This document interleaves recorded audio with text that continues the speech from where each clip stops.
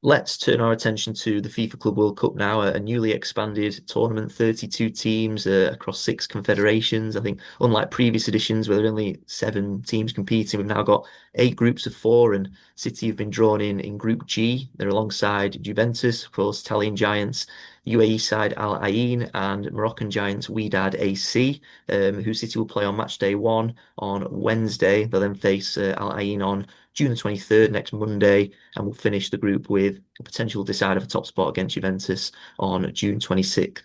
Now, Man City, of course, are the reigning champions. They won in 2023 for the first time, and they're considered one of the favourites to go all the way again this summer.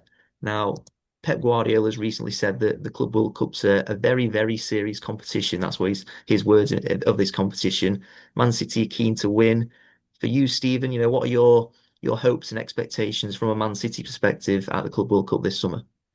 It's a weird one because there is no precedent really, so it is an entirely new competition, and I can't really shake the pre-season feel still. The Club World Cup doesn't have the most reputable standing in European football. I know it's the other way around actually. There's a Manchester City fan in Brazil who did a little thread on Twitter recently where he talked about he was amazed when he moved to Europe with the how flippant a lot of European sides are of the Club World Cup because they enjoyed it over there, seeing Brazilian teams play against European giants, whereas in reverse, the attitude is very sort of disrespectful and patronising. I can't deny that we are very flippant of it. It's just seen as a thing that we expect to win and whatever. I think obviously the intentions of this are, we know why it's a monetary grab, but it's going to be an interesting competition. And look, on a purely clinical level, you can't deny that that prize fund is absolutely massive. So the clubs will take it very seriously, and there's a good chance that this becomes a very integral part of. The plans for teams because they want to get that financial reward, and it's played on a global stage as well. The quality of it is yet to be seen, as we saw, Bayern just handing out an absolute thrashing to, you know, Bishop. Who was it? Auckland. Auckland City, Yeah, it was yeah, Auckland. New Yeah, Zealand, Auckland yeah. City, the New Zealand team, and it was just sort of awkward, if I'm being honest. Like the level of discrepancy is ridiculous. It's essentially amateurs. Like I don't think that I'm not even being cruel. I think some of them are The literal amateurs. semi-pros, yeah. Yeah, so Auckland, it's yeah. like what I think the coach couldn't fly over, decided not to for work reasons.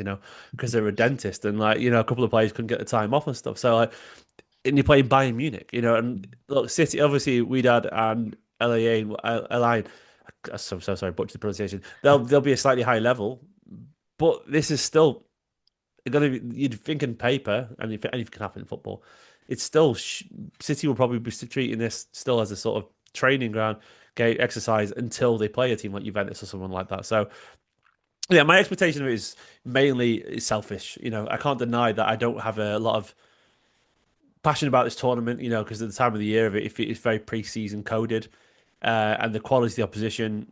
It could. I hope I'm embarrassed by this. I hope the cracking games of football and City are really challenged. But my main motivation is just seeing the new guys and seeing how they get on. And look, there's so much change at Manchester City. New coaches. Pep Linders come in. Obviously, he'll change things up a little bit. New players with new ideas with Shirky and Reinders and Nori. And Guardiola, of course. What see what he does.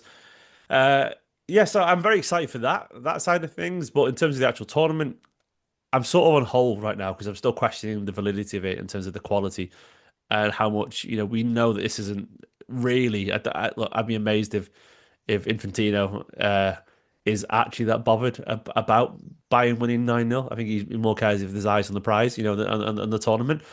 I don't think he's bothered about the actual competitive nature of it personally. Maybe he will be towards the latter stages, but it feels like there's going to be some whipping boys beforehand, which makes it a little bit. I think it just sort of shines the light on the discrepancy in football. And I know I'm a Manchester City fan, and I understand the irony of me saying that, but still can notice it. And I think this is going to maybe draw more attention to that. Yeah, and from City's perspective, the chairman Khaldoon Al Mubarak's come out and said that the Club World Cup's the beginning of a new season and not the Yeah. continuation of last season. They're keen to make an impact to this tournament, make a fresh start, put aside sort of the disappointment of last season, and they've now landed in the States. They've been training. Guardiola's got a 27-man squad, as you mentioned there. Four new signings have come into that. What do you make of this squad now, Stephen? It's a strong squad, isn't it? Despite the absence of a few sort of high-profile names, of course. Jack Grealish, Kovacic is out injured, and someone like James McAtee's representing England at the under-21 Euros. So, what do you make of the squad overall?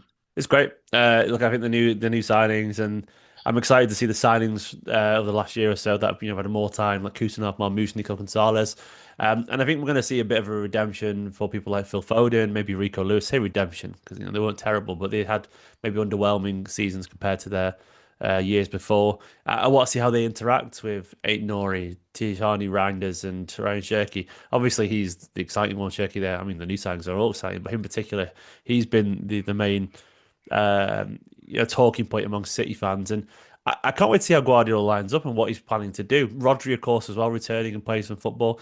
There's going to be a lot of new ideas and a lot of new partnerships and a lot of new link-ups, which as a football fan, I can't wait to see that.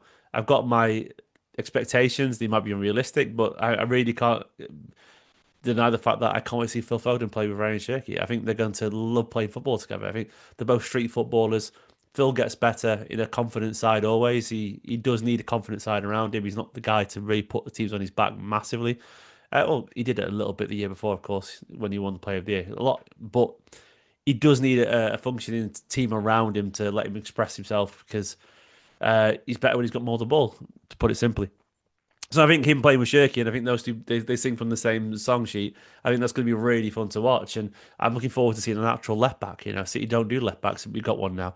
I can't wait to see Reinders, who I think genuinely looks like a younger, taller Gundogan. He'll bring a bit of energy and physicality and a technical mastery to the midfield alongside Rodri. Yeah, it should be really exciting, and maybe we'll see Kusanov again play a little bit. There were some rumours that he only played in 9 games because another one would have given him, another 5-10 million fee Yeah. to his former club. So I think you can't ignore that. That seems it's very convenient that he didn't get a single minute for the last 10 games of the season. Yeah, hopefully he'll play a bit of football. And I thought Nico Gonzalez ended the season well as well, so I can't wait to see how he plays. Yeah, and for City, the first up against Wydad AC from Casablanca, they qualified after winning the African Champions League in 21-22. The 22-time champions as well in Morocco. So despite that, City will be firm favourites to win this one, won't they? And of course, the second game as well against Al Ain in the UAE. Yeah, they will be. I'm not going to sit here and pretend I know anything about these sides. Even trying to come across information online is really hard. Because there's not many tactical profiles of either of these sides. Because obviously the coverage is different and it's not in a language I can read anyway. So yeah, I don't know much about them other than the fact that City are they're there on merit. They are obviously representative of the best of their footballing leagues, and they'll take this competition very, very seriously. It's obviously very different, but you've already got to flash your mind back to the World Cup a few years back when Saudi Arabia beat Argentina, or so anything can happen. And like obviously, there's a very similar level of discrepancy you'd argue in terms of the quality of teams where. A lower footballing nation against one of the masters. Obviously went on to win it in the end, and that shows you how big an achievement it was for Saudi Arabia to beat them in the first place. And anything can happen in football. Miss your chances, they can step up with these sides and they can have a moment that they'll remember forever.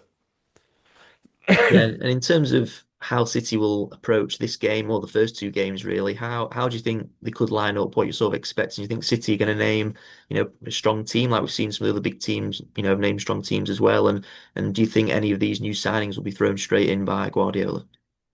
I think so, and I hope so. Actually, to be honest, I want to see him really, really lay the foundations for next season. I think we saw the green shoots of new ideas last year, and you go from the 1st of January last year to the end of the season. The City were the most informed team in the league. It didn't feel that watching City for an awful long time, but Guardiola did make changes that did work. The introduction of Nico O'Reilly and Nunes as pacey fullbacks to counter some of the counters essentially. And then the three in midfield sat ahead of the two centre backs as the fullbacks got forward. There was ideas there. Marmoush cutting inside, to go alongside Haaland. I think you'll carry on and build on them basically. The quotes from Ryan Cherki as well have been really, really encouraging. Actually, he sounds like he's going to be Guardiola's dream. Actually, obviously a very intense fella. You can tell he speaks with a real conviction. He's got a bee in his body. He definitely has. You can tell he's had a lot of criticism from a very young age. And he seems a little bit bitter about it. And I don't blame him. You're 16 years old and everyone's calling you arrogant. You're a child still. You're going to hold that. But he's held it up, as motivation. And he's had a cracking season last year and got his big move. But you can tell he's a real killer mentality there. We literally said he wants to kill Manchester United, which I enjoy as a City fan.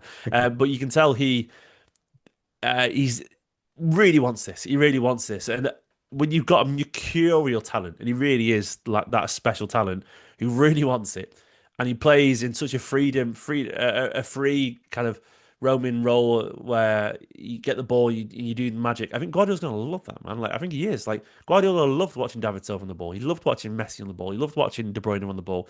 Mavericks, brilliant players, players worthy of that stature. They get the ball and they're given a free rein to be wonderful in the final third. There's this lazy narrative that Guardiola will restrict creative players. No, everyone who's ever spoken about Guardiola, who respects him, they all say the same thing. Henri said it, I think Mahrez has said it.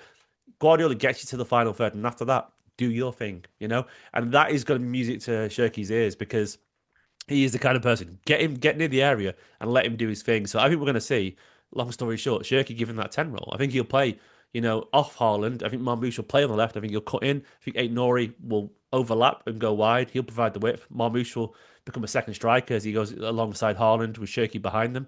I think Foden will get the right wing slot, actually. I think we'll see a little bit of Foden kind of doing a very similar thing on the other side. Nunes maybe will start a right back, and then who knows? We'll probably see Rodri and Reinders behind them, and it sounds so exciting to me. Vardiel and Diaz at centre back. That's what I want to see personally. I think that's a ready-made lineup for Manchester City, and I expect City will go for a new fullback. But Nunes or Rico, they'll have the shirt, and Rico has got a new haircut. A confident man with a new haircut. Who knows how he'll play. But I think it's something like that. I think obviously it'd be Edison in goal for now, depending if he moves or not. Vardiol, Diaz, Ait Nori, one of the fullbacks, Rico or Nunes, Rodri Reinders, Shirky, Marmoush, Foden, Haaland. It could be obviously Doku or Savinho, but there's a real obvious structure there that a set of players that fits into how Guardiola was playing last season. It's sort of ready made for it, and maybe he won't start that way. He'll play a couple of the older guys initially, Bernardo, and obviously Rodri might not start yet, but I think he'll be working towards something like that. And to me, that is a vast improvement on where Manchester City were last season. It takes the good ideas from the end of the season and adds real quality and legs and youthful energy and hunger to that side, and it could be something very special.